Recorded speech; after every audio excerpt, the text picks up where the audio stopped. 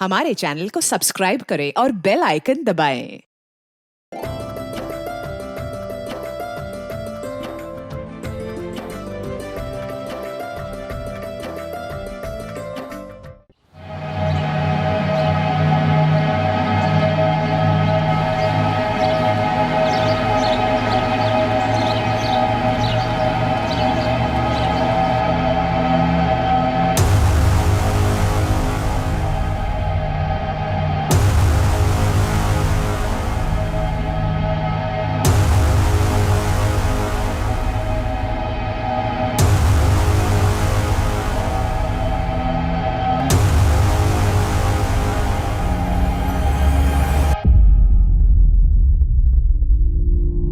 ये बला टल जाएगी मुकेश, ये बला जल्दी टल जाएगी। कितनी जल्दी रामनाथ जी? बहुत जल्दी। एक अरसे से बुरा समय ही चल रहा है, ये दशा कब तक चलेगी?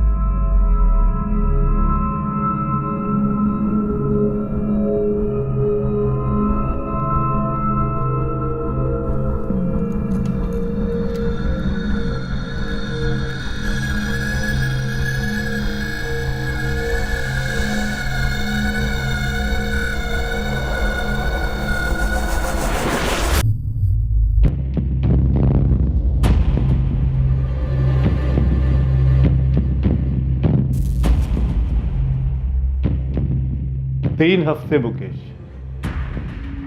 सिर्फ 3 हफ्ते। 3 हफ्तों के बाद तुम्हारी तकदीर बदल जाएगी मुकेश। उज्जवल भविष्य नजर आ रहा है मुझे। तुम्हारे आसपास जितनी भी मुश्किलें हैं सब धीरे धीरे गायब हो जाएगी। बहुत बहुत धन्यवाद रामनाथ जी, बहुत बहुत धन्यवाद। आप जैसा कहेंगे मैं वही करने के लिए तैयार हूं। बस एक बार ये दशा टल जाए। क्या किसी इंसान के पास दूसरे इंसान का भविष्य देखने की शक्ति हो सकती है? क्या कोई किसी के आने वाले कल को अच्छे या बुरे कल में बदल सकता है? क्या जीवन के गंभीर मसलों का हल चमत्कारी ताकतों से पाया जा सकता है?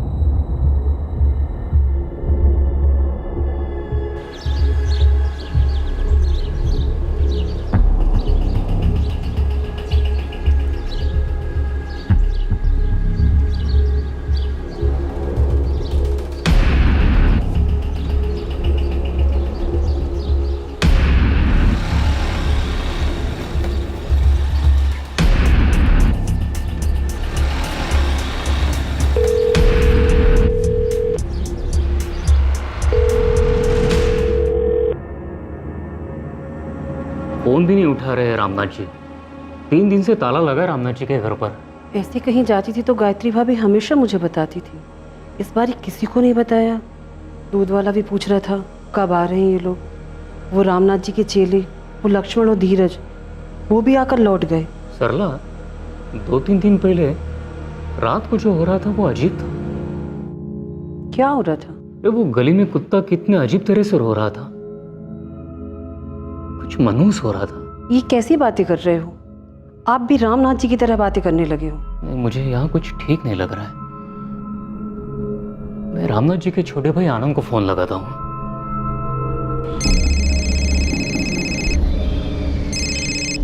नहीं रोहित, रामनाथ भैया ने मुझे कुछ नहीं बताया।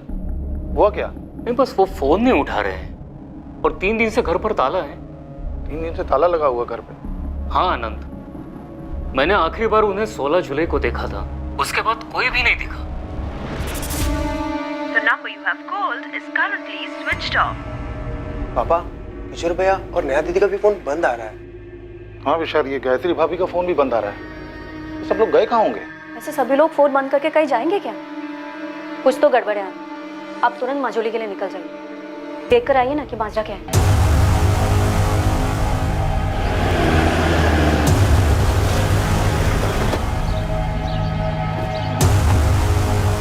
सर, मैं आनंद दीक्षित, रामनाथ दीक्षित का छोटा भाई।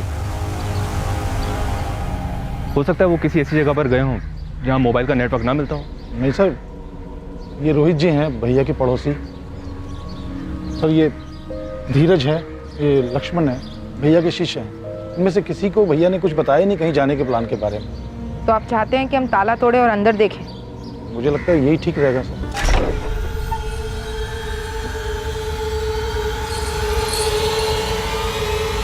सर रुकिए, खून।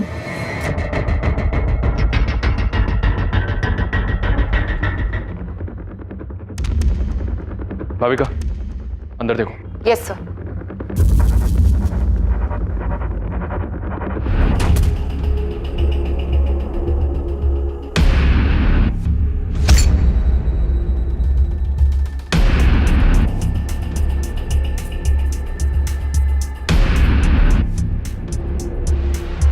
यहाँ कुछ हुआ है सर? कोई है अंदर क्या?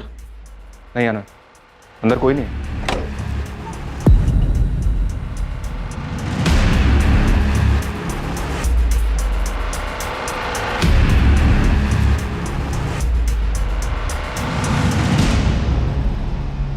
यहाँ जिस तरह से कपड़े बिखरे हुए हैं, लग रहा है जैसे कोई कुछ ढूंढ रहा था। सर, दूसरे वाले बेडरूम की अलमारी और लॉकर भी खोले गए। सर, अलमारी आधी खुली हुई थी, लॉकर भी मैंने खुला पाया, पूरा खाली।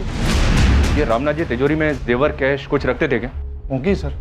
और रामनाथ भैया के जितने क्लाइंट हैं, मतलब जितने लोग मिलने आते हैं, वो कैश में पेमेंट करते हैं। कभी कभार तो गोल्ड में पेमेंट होती है। गोल्ड में?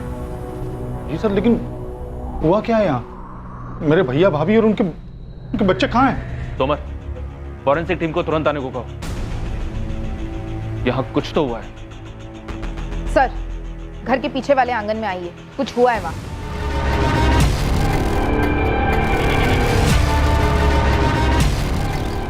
सर, यहाँ खुदाई हुई है, फिर ढका गया है, फ्रेश लगता है।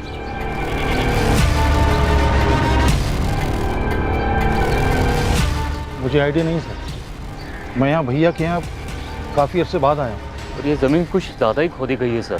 सर, घर के अंदर खून के धब्बे तो हैं, लेकिन कोई लाशें नहीं। हो सकता है यहाँ हो। अब जो जमीन के अंदर से सामने आने वाला था, उससे सिर्फ मझौली गांव नहीं बल्कि पूरे राज्य के लोगों के पैरों तले जमीन खिसकने वाली थी। और रामनाथ दीक्षित के घर हुआ यह रहस्यमय कांड पुलिस के लिए काफी पेचीदा साबित होने जा रहा था।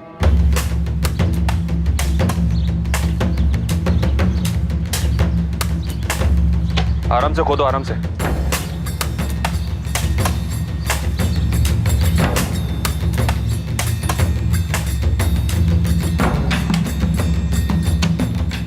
सर, अभी तक तो हमारे हाथ कुछ नहीं लगा है। लेकिन सर, यहाँ जरूर कुछ मिलेगा।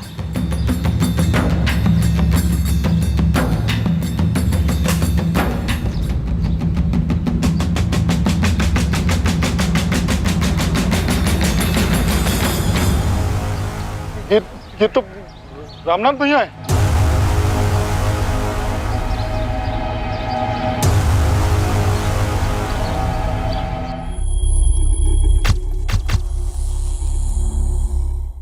चारों पर छुरे जैसे किसी हथियार से वार किया गया है। सबकी जगुलर वेन काटी गई है। ये गले की ये नस, ऐसी हालत में मौत ऑन द स्पॉट होती है। हमला एकदम अचानक किया गया होगा, क्योंकि पड़ोसियों ने किसी भी तरह की कोई आवाज नहीं सुनी। हमने तो कोई चीखने चिल्लाने की आवाज नहीं सुनी सर। 17 तारीख की सुबह से ये लोग दिखे ही नहीं, तब से ताले लगा है घर पे। लक्ष्मण, धीरज, क्या लगता है तुम्हें रामनाथ जी के पास 16 की रात को कौन आया होगा जो ऐसा करके? पता नहीं साहब, 16 की शाम को गुरुजी के साथ बैठक हुई, उसके बाद मैं अपने घर चला गया। मैं भी साहब, मैं और लक्ष्मण साथ ही निकले थे।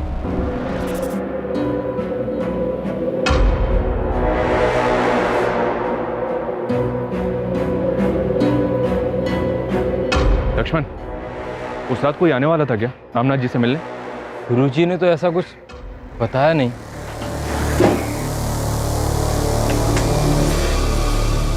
सर, ये 4 फोन्स ड्रॉअर में से मिले। इन्हीं चारों के होंगे, रामनाथ जी, उनकी वाइफ गायत्री और बच्चे नेहा और किशोर। कम से कम 72 घंटे। 72 घंटे, इससे ज्यादा हो भी नहीं सकते, क्योंकि 16 जून की शाम को इन सबको देखा गया था और 17 तारीख से घर पर ताला लगा है। अजीब बात है इंस्पेक्टर, 16 की रात 4-4 कत्ल होते हैं, लेकिन पड़ोसी को भनक तक नहीं लगी।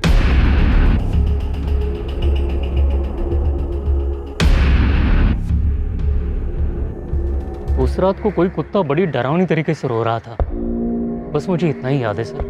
कुत्ता रो रहा था? हाँ, मैं उठ गया था, बहुत ही मनुष्य सा लग रहा था, घबराहट सी होने लगी थी सर। फिर मैं थोड़ी देर में फिर से सो गया था। आनंद जी, आपके भाई काला जादू वगैरह करते थे? नहीं, भविष्यवाणी करते थे, लोगों की मुश्किलें हल करते थे।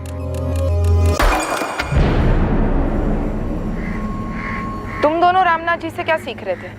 ज्योतिष विद्या मैडम। लोगों का भविष्य देखकर उपाय बताना। आनंद जी, आपके भाई की किसके साथ ऐसी जानी दुश्मनी थी जिसने परिवार सहित उनका कत्ल कर दिया?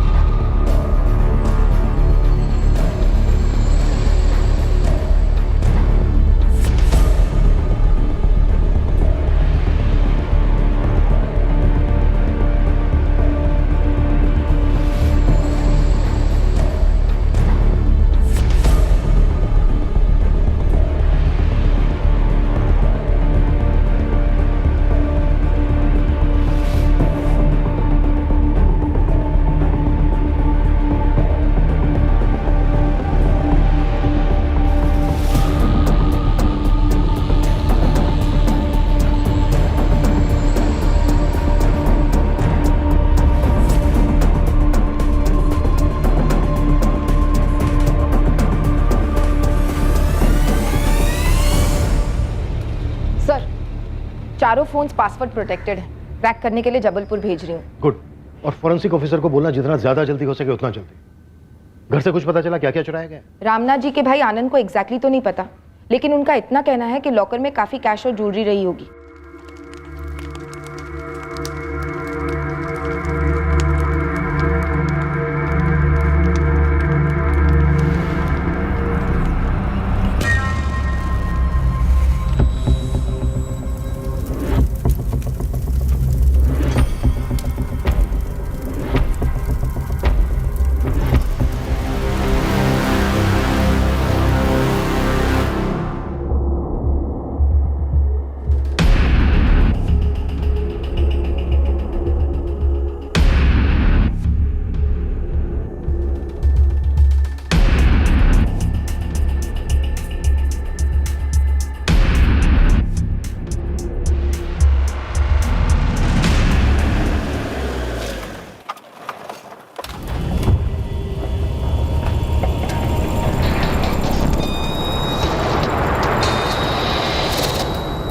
रामनाथ जी संदूक की चाबी अपनी कमर से बांध कर रखते थे, क्यों? हाँ साहब, ये संदूक कोई और खोलता नहीं था, सिर्फ गुरुजी ही खोलते थे। अब तुम खोलो, ये लो, खोलो।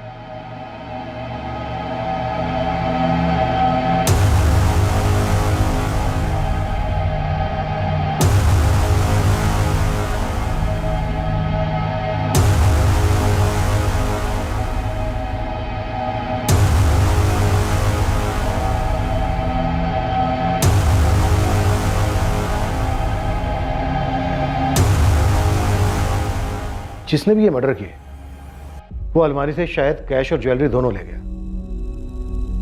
फिर उसने ये संदूक क्यों नहीं खोला होगा?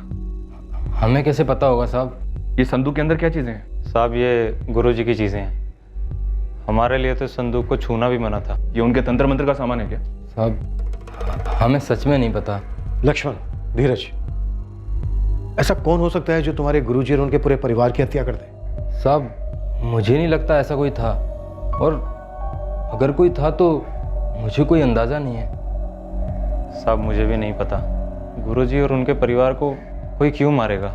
वो तो बहुत भले आदमी थे, उन्होंने तो कभी किसी का बुरा भी नहीं किया। तुम दोनों का इस घर में बराबर आना जाना था। अब तुम दोनों हमें ये बताओ, ऐसा और कौन है जो हमारी मदद कर सकता है? वो गोपाल से आपने बात की?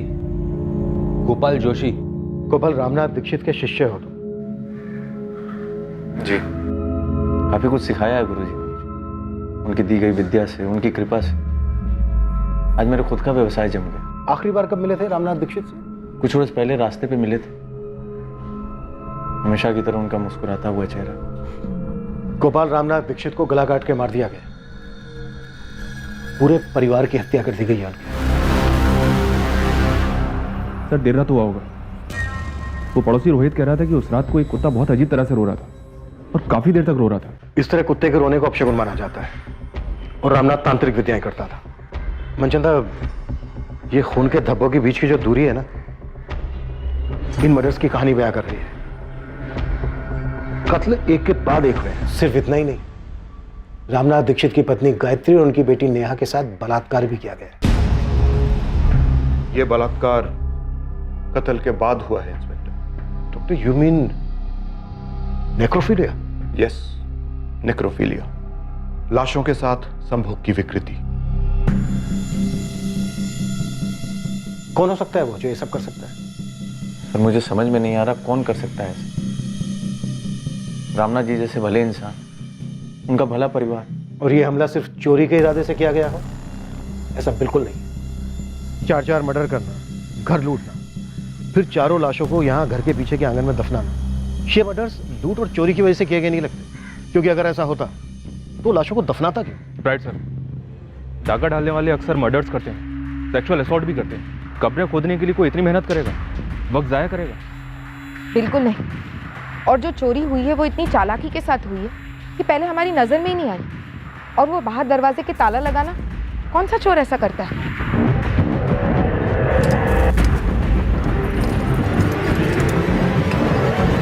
ये कोई निजी मसला है, या तो ये किसी जान पहचान वाले बहुत ही करीबी इंसान ने किया है, या फिर किसी से करवाया है बाकायदा डिटेल्ड इंस्ट्रक्शंस के साथ। कौन कहां पर होगा, क्या कैसे करना है, और क्या चीज कहां पर मिलेगी। लक्ष्मण और धीरज ने हमें बताया कि 1 साल पहले तक तुम अपने गुरु और उनके परिवार के काफी करीब थे। सर करीब था क्योंकि गुरु थे मेरे। जैसा कि मैंने आपको बताया कि आज मैं जो कुछ भी हूं, अपने पैरों पे खड़ा हूं, तो सिर्फ गुरु जी की वजह से। कौन हो सकता है वो जो इतनी नफरत करता था उनसे? बोलो गोपाल।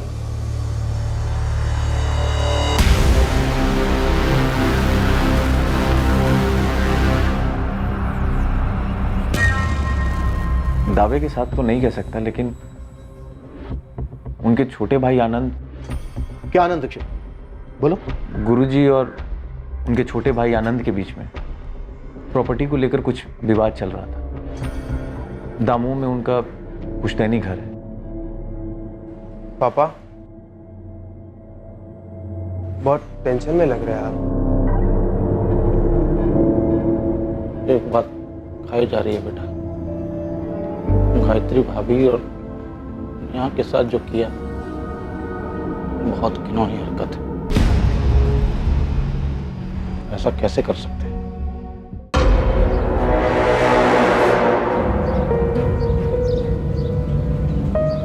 लक्ष्मण, क्या तू भी वही सोच रहा है जो मैं सोच रहा हूँ?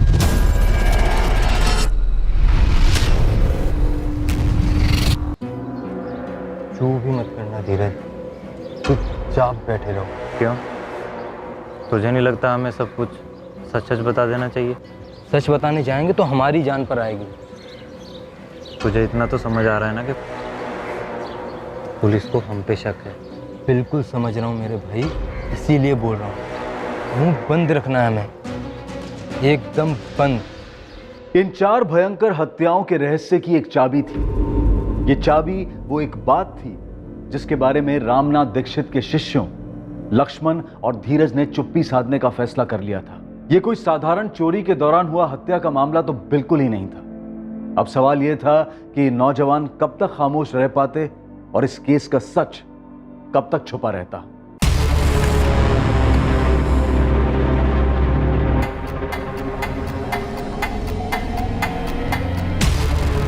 The number you have called is currently switched off.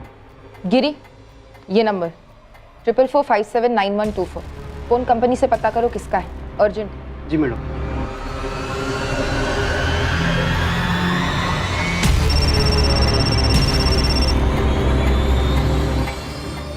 Hello, Kasturi Nagar police station से एएसआई भाविका शर्मा बोल रही हूँ। आप कौन हैं? जी मैं श्रेया गोयल बोल रही हूँ। तुम्हारी और किशोर दीक्षित की काफी बात होती थी फोन पर। जी हाँ, हम दोस्त थे। तो तुम्हें तो पता ही होगा किशोर दीक्षित का मर्डर हो गया है। जी हाँ, जानती हूँ।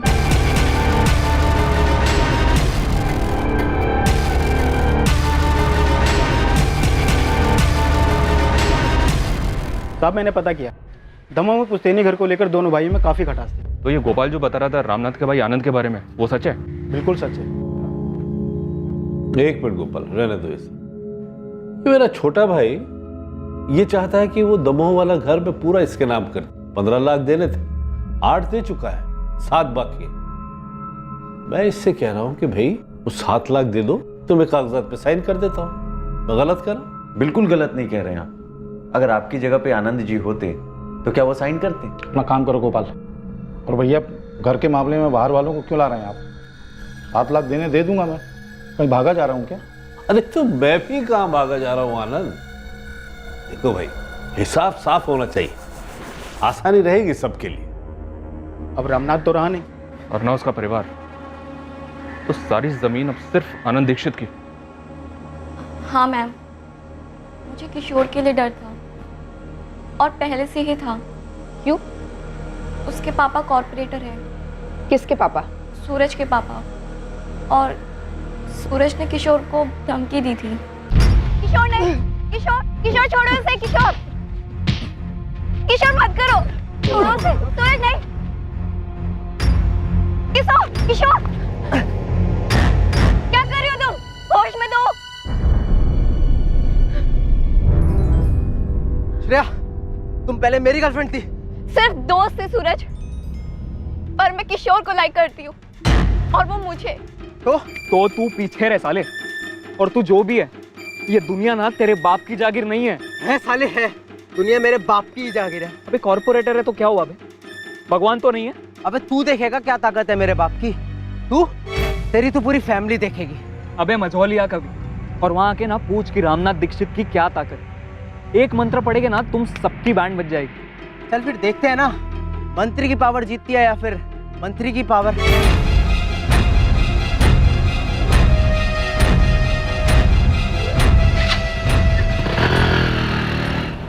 मैं किशोर के लिए डरती थी। सूरज ने किशोर को धमकाया था कि वो उसको और उसकी फैमिली को सबक सिखाएगा। जब 3 दिन तक मैं किशोर से कांटेक्ट नहीं कर पाई, उस दौरान मुझे सूरज मिला।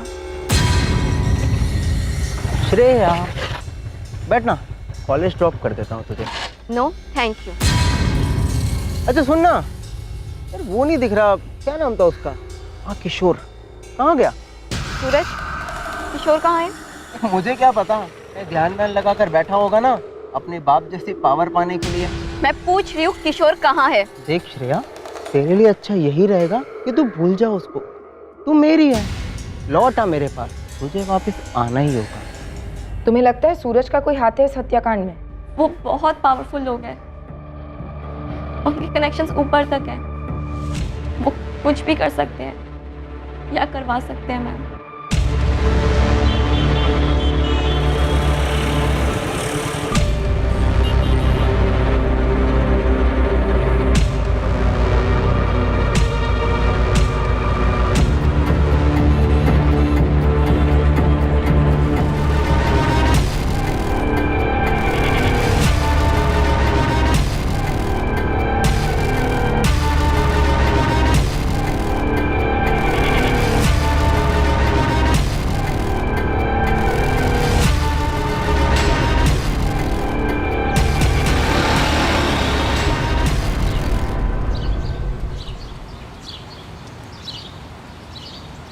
गोपाल भाई, गोपाल भाई। भैया, वो लक्ष्मण और धीरज मिलने आए हैं।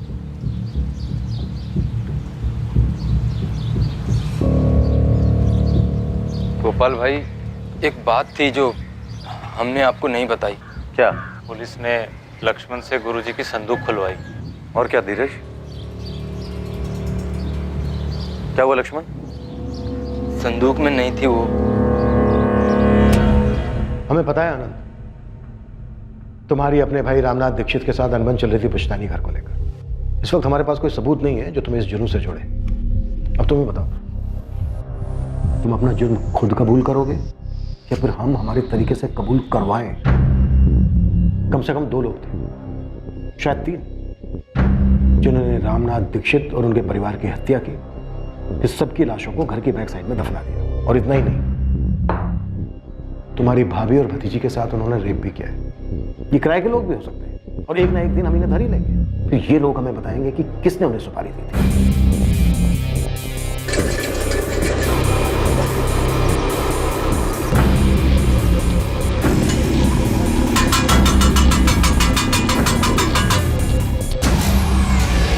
उस गोपाल ने चुगली की। हम तुम तक पहुंच गए आनंद, अब ये मैटर नहीं करता है कि रास्ता हमें किसने दिखाया। मुझ तक तो पहुंचना ही था सर।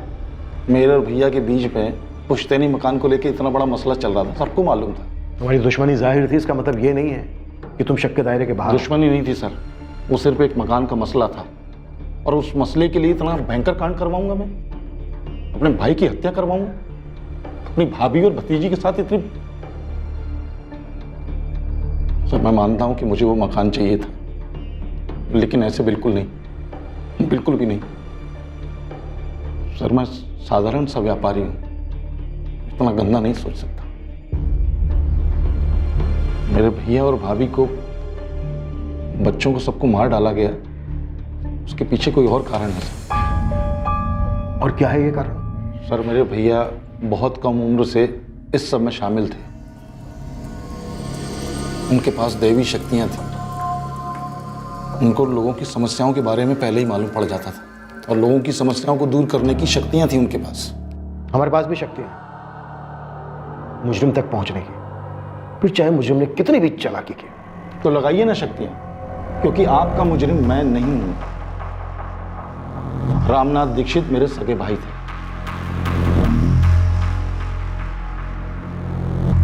माधव रघुवंशी नाम है सर। रामनाथ की बेटी नेहा के कॉल रिकॉर्ड्स में काफी बार आया है। 16 जुलाई को उसे आखिरी कॉल इस माधव रघुवंशी के फोन से ही गया था। माधव, अब हमारे पास बस एक ही रास्ता है। मैं कब से तैयार हूँ, तुम तैयार हो? ठीक से सोच लो, सच में तैयार हो? मैं तैयार हूँ। मैं तुम्हारी होने के लिए कुछ भी कर सकती हूँ। तो आज रात कर दें? हाँ, जब बोलो तब। 16 जुलाई की रात को फैमिली को आए कॉल्स में से ये लास्ट कॉल था? जी सर। इस माधव को ले आओ।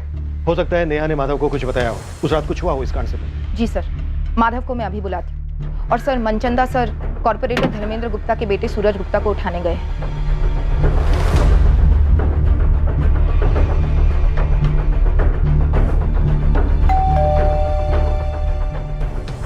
इंस्पेक्टर, तुम मेरे ही घर में घुसकर मुझसे ये पूछ रहे हो कि मेरे बेटे ने यह कांड किया है और इस कांड को अंजाम तक पहुंचाने में मैंने इसकी मदद की है, वो भी उस किशोर के साथ हुए पिद्दू से झगड़े के लिए। मैं एग्जैक्टली यही पूछ रहा हूं।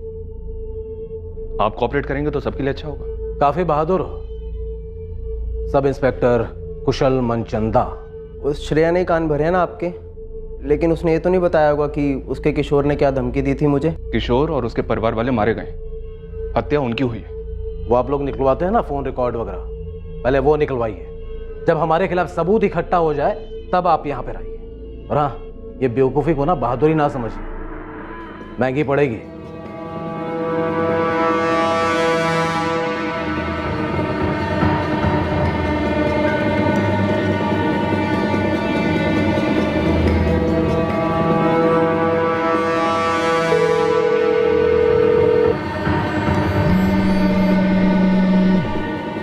श्रेया, तुझे दिखता क्यों नहीं है? हमारी तकदीर में था मिलना और तकदीर ही मिला रही है हमें।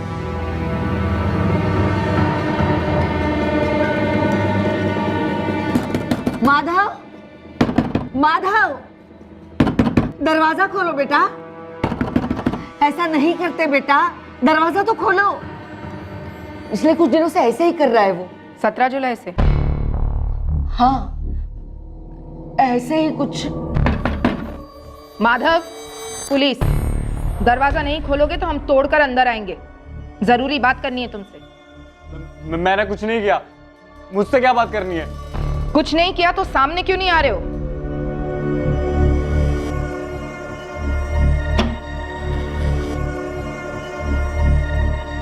सोलह जुलाई की शाम को उस घर में आखिरी कॉल तुम्हारा था, नेहा दीक्षित को।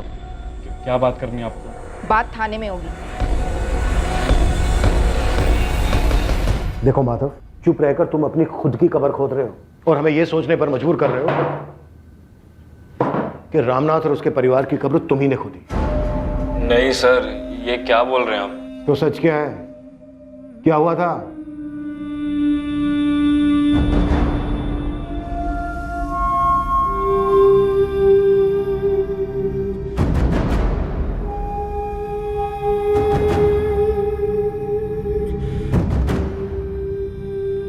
सर, नेहा और मैंने उसके साथ भागने का प्लान बनाया था। तुम दोनों भागने वाले थे, ये बात हुई थी फोन पर? जी सर, सीरियसली बोल रहा हूँ नेहा, आज रात। मैं भी कम सीरियस नहीं हूँ माधव। आज रात तो आज रात। रात को 2:30 बजे घर से निकलकर बाहर आ जाना, मैं इंतज़ार करूँगा। रामनाथ जी, वो हमारे रिश्ते के बारे में जानते थे, सख्त खिलाफ थे वो। सारी दुनिया का भविष्य देखता हूँ, तो क्या खुद की बेटी का भविष्य नहीं देखूंगा?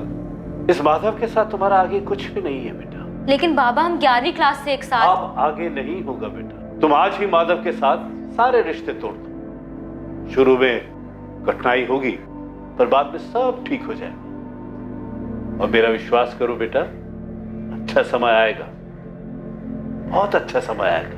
हम दोनों कॉलेज टाइम से भागने का प्लान बना रहे थे। उस रात हम दोनों ही जोश में थे। मैं थोड़ी देर पहले उसके घर के बाहर इंतजार कर रहा था, लेकिन सर वो आई ही नहीं। फिर मैंने सोचा कि घर के अंदर जाऊं। घर पे ताला देखकर मैं शॉक रह गया। एक अजीब सा डर भी लग रहा था कि शायद उन्होंने बाहर आते हुए उसे पकड़ लिया और कहीं लेके उसे छुपा दिया है सर। नेहा का फोन ऑफ जा रहा था सर, और डर के मारे मेरी जान भी जा रही थी। और फिर मैंने सुना कि क्या हुआ था वहां। मैंने नेहा को खो दिया सर। मैं प्यार करता था उससे, शादी करने वाले थे हम।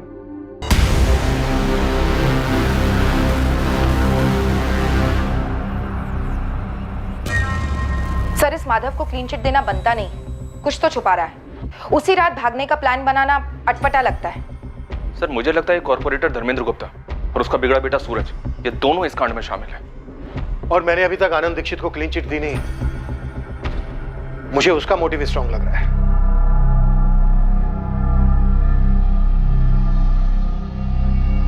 पूछना तो नहीं चाहिए, फिर भी पूछ रही हूँ। क्या यह घर अब पूरा आपके नाम पे हो जाएगा ना? पूछना नहीं चाहिए था करुण, और सोचना भी नहीं चाहिए था। अब सोच लिया और पूछ लिया तो एक बात ध्यान से सुनो, या मोहल्ले की औरतों के साथ गपशप में इस बात का जिक्र गलती से भी नहीं आना चाहिए। दुनिया भर के लोगों को आने वाले खतरे की चेतावनी देते रहे भैया, और अपने ऊपर टूटने वाले खतरे को भांप नहीं पाए। क्या पुलिस को संदूक में से यंत्र मिला?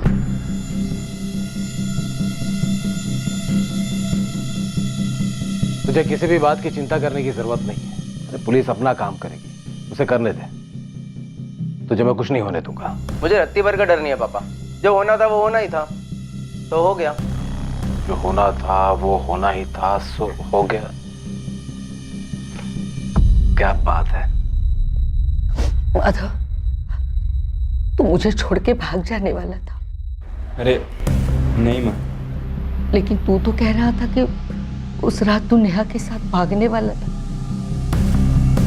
क्या बात है बेटा, तू कुछ छुपा रहा है मुझसे? बताओ ना मुझे। माँ हूं मैं तेरी। सच बता, तू जो कह रहा था वो सच नहीं है ना? माधव के अनुसार उसने और नेहा ने भागने का प्लान बनाया था। किशोर की सूरज गुप्ता से दुश्मनी थी उसकी गर्लफ्रेंड श्रेया को लेकर, और आनंद को पूरा पुश्तैनी घर चाहिए था। पर क्या ये तीनों एंगल्स उस घर में हुए भयंकर मल्टीपल मर्डर, रेप और लूट के केस के कारण थे? फिर एक चौथा एंगल सामने आया, या कहा जाए कि चौथा एंगल सामने लाया गया। क्या गायब था संदूक से? गुरुजी की पोटली साहब, जिसमें गुरुजी का यंत्र होता था। कैसा यंत्र? क्या खास था उस यंत्र में? उस यंत्र में दैवी शक्तियां थी, इसीलिए उसे लाल पोटली में बंद रखा जाता था। कैसी शक्तियां थी उस यंत्र में? गुरुजी ने कभी डिटेल में तो नहीं बताया। इतना बताया था गुरुजी ने कि बहुत शक्ति है उस यंत्र में, इसलिए हमेशा ताला बंद रहता था संदूक का। लाल पोटली? गुरुजी, क्या है उसके अंदर? उस पोटली में शक्ति है, भविष्य देखने की, अतीत जानने की। गुरुजी, क्या हम भी उसे देख सकते हैं? नहीं, मेरे अलावा कोई नहीं। तुम दोनों से पहले भी कई लोगों ने उसके बारे में मुझसे पूछा, उसे छूने के लिए, उसे देखने के लिए, लेकिन कोई फायदा नहीं। वो सिर्फ मेरे लिए बनी। दूसरों की जिंदगियों का भूत, वर्तमान, भविष्य जानना इस विद्या का सबसे कठिन लक्ष्य। विचलित मन इस विद्या का दुश्मन है। तुम दोनों का मन भी आज विचलित है, ये जानने के लिए कि इस पोटली में क्या है। जब आपने संदूक खुलवाई तो उसके अंदर वो लाल पोटली नहीं थी साहब।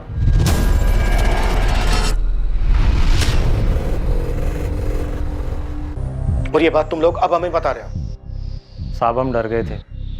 हमें लगा कोई है जो इस यंत्र की ताकत को जानता है, उसी ने उसे चुराया है, और अब गुरुजी की शक्तियां उसके अंदर भी आ गई हैं। और हमने मुंह खोला तो वो हमें कुछ कर सकता है।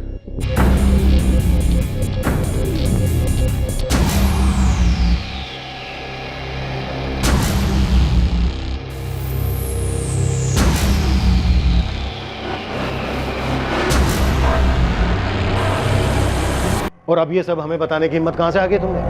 हाँ? तुम दोनों ये खुद बताने आए हो या किसी ने भेजा तुम्हें?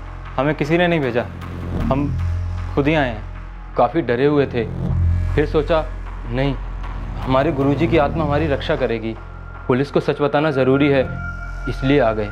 और साहब, जो आदमी ऐसा कर सकता है वो एक तांत्रिक ही होना चाहिए, और वो साहब हम दोनों को लगता है कि वो।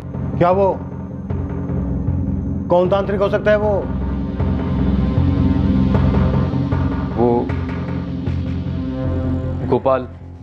गोपाल जोशी हो सकते हैं।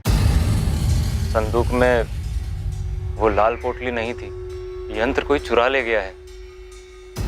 क्या गुरुजी और उनके परिवार का कत्ल उस यंत्र के लिए किया गया था? बकवास मत करो।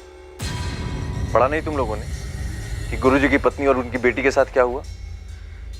कोई भी भक्त या गुरु ऐसा कभी नहीं करवाएगा। गोपाल भाई, आप ही बताइए हम क्या करें? पुलिस ने उनके सामने हमसे संदूक खुलवाई, उसमें लाल पोटली नहीं थी। ये लाल पोटली वाली बात पुलिस को बतानी चाहिए कि यंत्र के लिए कत्ल हुआ है। नहीं हुआ। तुम दोनों ये यंत्र की बात भुला दो, और पुलिस भी ये यंत्र मंत्र की बात पे विश्वास नहीं करती। यहाँ माजरा कुछ और ही है। लेकिन यंत्र गायब है। तो होने दो गायब। याद करो, उस यंत्र को सिर्फ हमारे गुरुजी इस्तेमाल कर सकते थे, और वो नहीं चाहते थे कि उसे कोई और छुए भी। मेरी राय मानो, तुम लोग उस यंत्र के बारे में बात तक मत करो। गोपाल भाई की सलाह हमें अजीब लगी साहब। साहब, उन्हें तो सीधे सीधे कहना चाहिए था कि पुलिस को जाकर सब बता दो, लेकिन उन्होंने ऐसा नहीं किया। तभी हमें गोपाल भाई पर शक हुआ।